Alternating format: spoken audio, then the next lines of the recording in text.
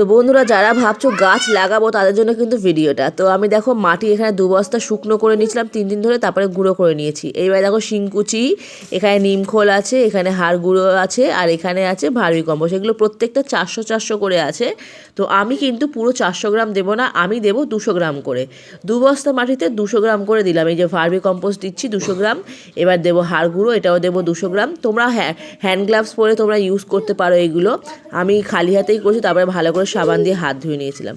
আচ্ছা, নিমখোল দিচ্ছি দেখো 200 গ্রাম মতো নিমখোল দিয়ে দেওয়ার পরে এবারে আমি এর মধ্যে দেবো শিংকুচিটাও আমি 200 গ্রাম দেবো। তো প্রত্যেকটা 200 গ্রাম মতো দিয়ে দেবো। দিয়ে এটাকে ভালো করে কিন্তু আমি মেশাবো। তো প্রথমেই বন্ধুরা আমি 2 বস্তা মাটি নিয়ে এসেছিলাম। 2 বস্তা মাটি নিয়ে এসে তারপরে কিন্তু আমি এগুলো শুকনো করে নিয়ে তারপরে গুঁড়ো করে তারপরে কিন্তু এই সমস্ত কিছু মেশাচ্ছি।